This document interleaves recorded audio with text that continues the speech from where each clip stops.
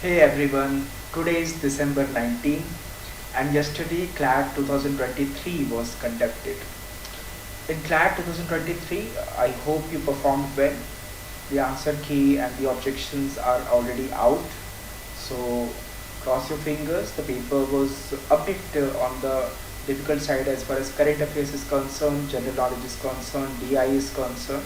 That was a bit challenging. Anyway, we have the analysis uploaded on our YouTube channel. Check out the analysis and see where you fall in your attempt, in your whatever you performed in the paper. So let's start with the news analysis for December 19 today. And one more important thing that happened yesterday along with the CLAT was the FIFA World Cup final. So that was also very interesting, and the way it called for celebration, the way Messi performed. So both the things were quite important for this Sunday. However, today is Monday, December 19. Let's see the important news. The first news is regarding Lokayukt, that Maharashtra will have a Lokayukt on the lines of like center has Lokpal, Maharashtra will have Lokayukt. So the Maharashtra government has approved the Anna Hazare committee report on introducing the Lokayukt in the state along the lines of the center's Lokpal law. So the Deputy Chief Minister Devendra Fernandes has announced this thing, and he was speaking after a special cabinet meeting on the eve of the winter session of the assembly, and he also said that the Chief Minister and the cabinet would be in the Lokayukt's ambit. So that was an important thing. And if you remember, when the Lokpal bill was being made, there was a huge protest in India when Anna Hazare was protesting in Delhi, and after which the Aam Aadmi Party came up. The Aam Aadmi Party was born after that protest. So, in similar lines, every state tries to bring out their Lokayukt. So Maharashtra will have one Lokayukt as per the statement. The recommendations of the panel led by social activist and anti-graft crusader Anna Hazare have the Lokayukt will be who will be the Lokayukt? They will be the retired Chief Justice of the High Court or a Supreme Court. So they will who will be sit as a Lokayukt? The retired Chief Justice, either of High Court or Supreme Court. Then the Anti-Corruption Act will be made a part of this law, and the Lokayukt will have a team of 5 people including retired judges. So the Lokayukt will be the retired judge, and there will be 4 other members. So the Lokayukt will have a team of 5 people including the retired judges.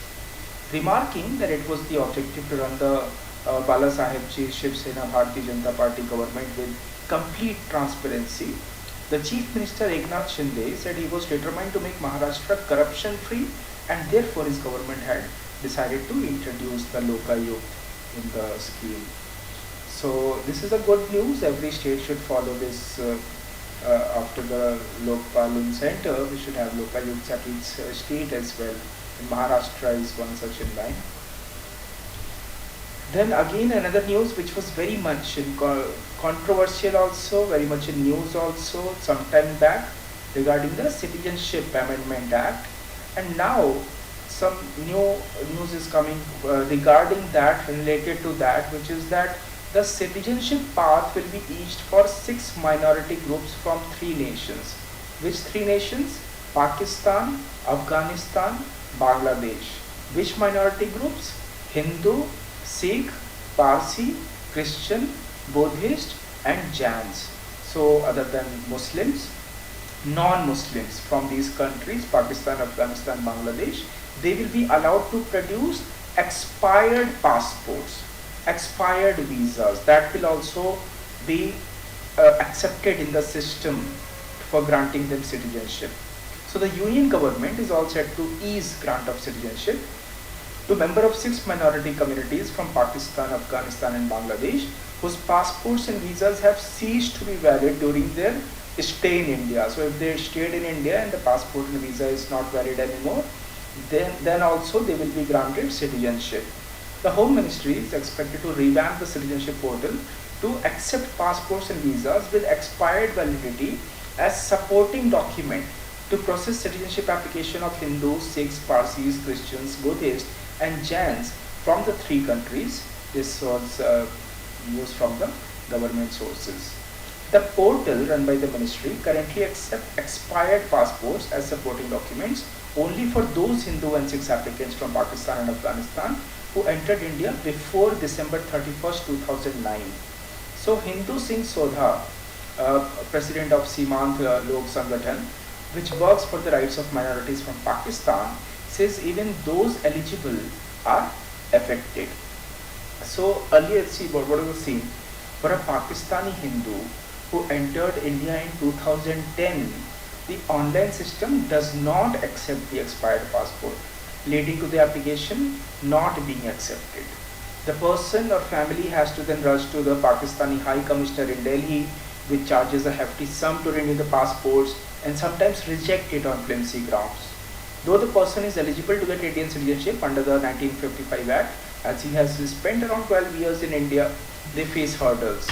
So in 2015, the ministry amended the citizenship rule and legalized the stay of migrants belonging to these six communities who entered India on or before December 31st, 2014 due to religious persecution by exempting them from the provisions of the Passport Act and the Foreigners Act even as their passport expired. Though they are exempt from facing any criminal action for illegally staying in India, the online portal still does not accept the expired documents to process their applications. Changes will be made to the online portal so that foreign passports and visas that have passed their validity can be accepted as supporting documents to apply for citizenship. People seeking Indian citizenship either come on long-term visas or pilgrim visas. The long-term visas given for 5 years are considered as precursor to citizenship. Please keep in mind that CAA is still not in force. The Citizenship Amendment Act 2019 that intends to grant citizenship to undocumented or illegal migrants from these six non-Muslim communities, that is the Hindu, Sikhs, Parsis, Christian, Buddhist and Jains, from the three neighboring countries, that is Pakistan, Bangladesh and Afghanistan, is yet to come into force as the rules that govern the law are yet to be notified. The CAA could have helped the documented minority migrants in fast-tracking their applications as it reduces the mandatory requirement of 11-year aggregated stay in India to 5 years. So from 11 years, it brought down to 5 years to be eligible for citizenship. According to Mr. Rajnath Singh, there are 18,000 registered Pakistani Hindus who await citizenship. According to the ministry report for 21-22, from April to December 21, 1,414 citizenship were granted to members of the minority groups from Pakistan, Afghanistan and Bangladesh.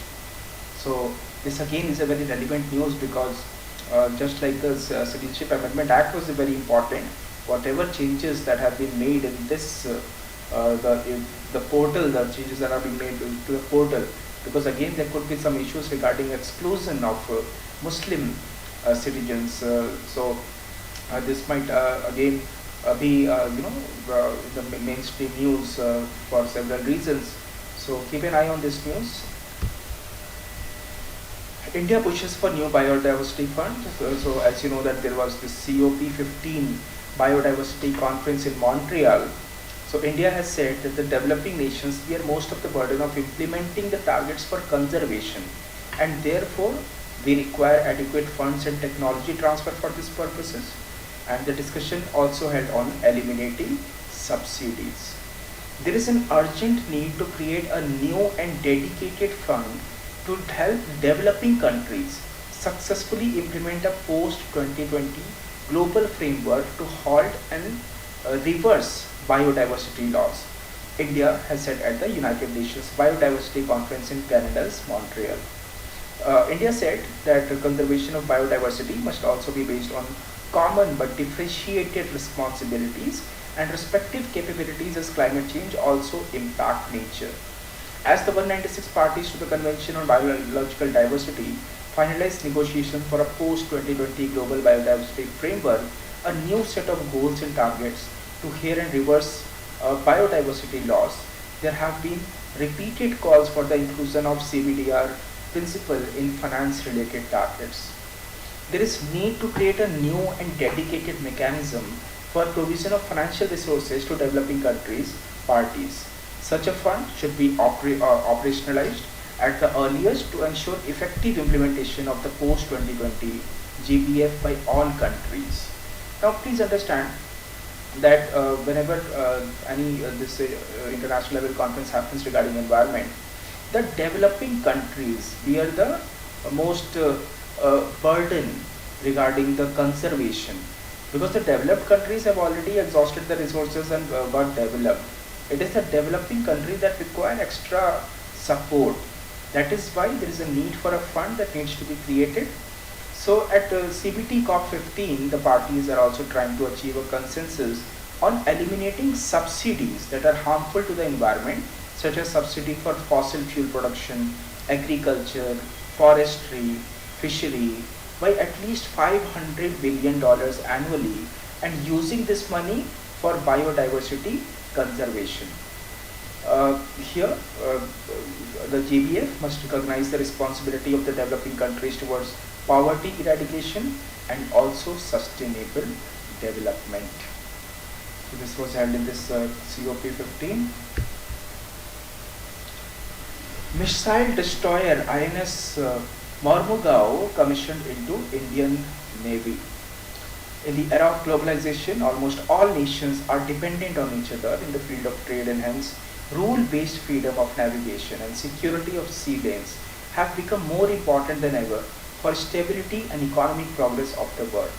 These are the words of Rajnath Singh, who was he was speaking in Mumbai at the commissioning ceremony of INS Mormugao, which is the second of the four stealth guided missile destroyers being built under Project 15B. This Mormugao is named after a historic port city of Goa on the west coast, which is called Mormugao. The ship was commissioned on the eve of the 60th anniversary of the liberation of Goa from the Portuguese rule. So it was like an Independence Day for Goa. Economical, political and trade relations between countries are constantly evolving. The COVID-19 pandemic situation in the Middle East, Afghanistan and Ukraine, it directly or indirectly impacts every country in one way or another. This was also added. So this is an indigenous content with over 75% indigenous content. This, that is INS Mormugao, it is a testimony to India's excellence in design and development of warships and a shining example of our growing indigenous defense production capabilities. The warship will meet the present and future needs of our country as well as our friendly countries, the countries that are friend of India. So remember the name INS Mormugao, which has been commissioned into the Indian Army. Delhi High Court has allowed random dope test for pilots, cabin crew and air traffic controllers. So the Delhi High Court, it has cleared the decision to require random drug test of aviation personnel including pilots, cabin crew and air traffic controllers. Justice Pratibha M. Singh said after pursuing CAR, which is Civil Aviation Requirement, as also after hearing parties and their counsel, it is clear that the testing of personnel for psychoactive substances is essential considering the nature of services being rendered. The Indian Pilots Guild and the Air Traffic Controllers Guild moved the High Court in February challenging Section 5 of the CAR dealing with air safety issued by the Center in 2021. The CAR, which came into effect on January 31st, prescribes random testing of aviation personnel to detect any behavioral, cognitive and psychological changes due to use of psychoactive substances. The testing is done to check for substances such as amphetamine and amphetamine type stimulants, opiates and metabolites, cannabis, which is marijuana, cocaine, barbiturates and benzodiazepine. Testing is done on urine samples collected from the randomly selected employees. Till August, 4 employees and ATC have tested positive for psychoactive substances. So the pilots, the cabin crew, they are in a type of job where you have to, there cannot be even an iota of risk that You are in charge of so many lives. So these random tests are very important, and the Delhi High Court has allowed the random test for these pilots, cabin crew and air traffic controllers. The Director General of Civil Aviation, however, assured the court that the testing is done only for the 6 notified substances which do not generally include hypertension medicines or anti-diabetic medication. So it's not that if someone is on medication of regarding hypertension or diabetes, they will not be detected. Only for the 6 notified substances this test will apply. India's Sargam Kaushal has won the Mrs. World 2022 title. Mrs. World. Sargam Kaushal was named Mrs. World 2022, beating contestants from 63 countries to bring the title back to India after 21 years. Mrs. World 2021, Shalin Ford of the US presented the crown to Mumbai-based Mrs. Kaushal at a ceremony held at the Westgate Las Vegas Resort and Casino on Saturday evening. Mrs. Polynesia was named the first runner-up, followed by Mrs. Canada as the second runner-up. So, Mrs. Polynesia, first runner-up, Mrs. Canada, second runner-up. Mrs. India pageant announced the winner on its official Instagram page on Sunday. The long wait is over. It's all after 31 years we have the crown back. We have got the crown back after 22 years. I'm so excited. Love you India, love you world. That was posted by Mrs. Sargam Kaushal. So indeed an achievement among 63 countries. India has standed out. Now one of the most important events in sports which was in news since November this year and finally concluded on 18th of December 2022. Messi's Argentina on top of the world as Argentina won the FIFA Final World Cup. On a starkish night in the visual Lusail Stadium, Lionel Messi and Mbappe, the standout stars of this World Cup, scored 2 and 3 goals respectively to deliver a memorable final that will forever etch in the memories of those who were here. Argentina's 36-year-old wait was finally over with a 4-2 victory in a shootout after being tied 3-3 at the end of the extra time. Argentina took an early lead when Messi scored from penalty after Angel Di Maria was brought down inside the box. Di Maria, back in the lineup after playing just 8 minutes in this quarterfinals, soon added a second for the South Americans as the French defense was nowhere to be found and all seemed lost for Les Blears. So here you can see that Deepika Padukone and Casillas, they showcased the FIFA World Cup trophy, and I'm pretty sure you must have watched the match and at least heard about the match, heard from your friends regarding the match. The important thing here is that Lionel Messi has won the second global golden ball for best player, and Mbappe has got the golden boot. Fernandes is the best young player, and Argentina's Martinez has been rewarded with the golden glove. These were the highlights of the FIFA World Cup final that is relevant for you to know. That's all for December 19. Thank you so much. See you in the next news regarding the next set of news that we will discuss. Thank you so much. Goodbye.